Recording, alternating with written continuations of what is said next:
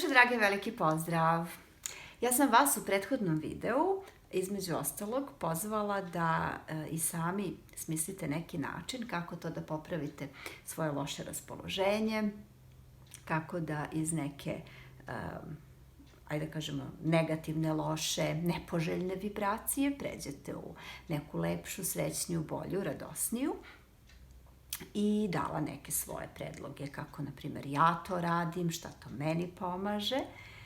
I dobila pitanje koje je otprilike glasilo a da li ljudi svoje loše raspoloženje i nisku vibraciju mogu da poprave time što će nekome da naude, time što pokušavaju da nekome prirede neku sitnu neprijatnost, nešto, eto tako, neprijatno da kažemo.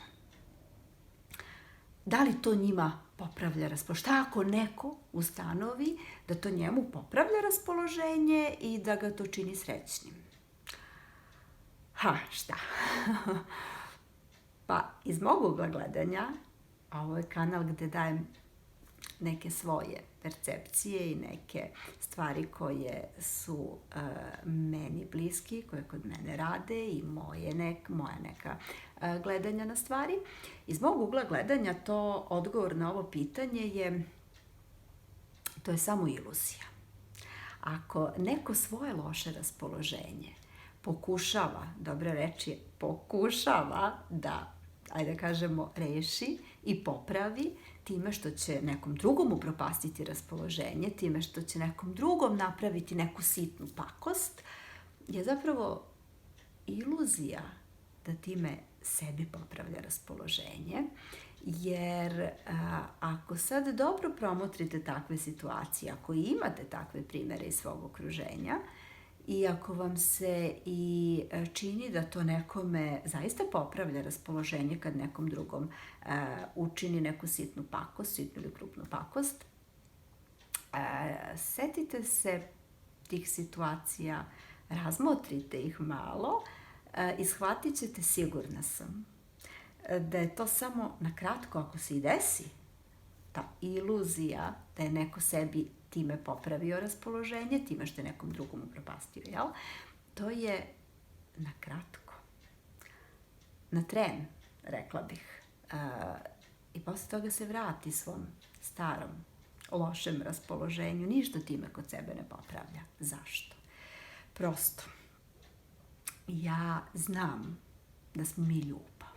Svaki čovek na ovoj planeti, svako živo biće je zapravo ljubav. I ako krenemo od toga da mi ljubav jesmo, to ne znači da smo uvek svesni toga da smo ljubav. Nekad neki ljudi nisu toga svesni i to je u redu. Ali to ne znači da ljubav nisu. I onda kada nismo svesni toga, mi ljubav jesmo. To je naša suština. I ako to znamo, jasno nam je zašto smo u iluziji da time što nekom učinimo neku sitnu pakost sebi popravljamo raspoloženje. Pa baš zato ta iluzija, a svaka iluzija je zapravo kratka, zato to kratko traje, jer to zapravo nije to. Ako smo mi ljubav, samo kroz ljubav i kroz nešto što nas čini, nas i druge, srećnima, radosnim, mirnim, uvodi nas u radost, sreću, mir, je nešto što zaista pomaže i može da nam popravi raspoloženje. Znači, ako se vratimo na prethodni video, gde ja kažem da kada smo u lošem raspoloženju, na niskoj vibraciji, a to potiče od misli koje do toga dovode, a koje su negativne, misli niske vibracije i slično, ono što možemo da uradimo da to promenimo je čitanje neke knjige, meditacija, neki lep film i slično. To su neki moji predlozi bili, da se sad ne vraćam opet na to. A ja sam vas pozvala da vi osmislite nešto sebi, nešto što ja i nisam spomenula, da date neki drugi predlog, ali time što ćete nekom drugom učiniti neku sitnu ili krupnu pakost, ništa nećete postići, samo iz jednog razloga, jer smo mi ljubav.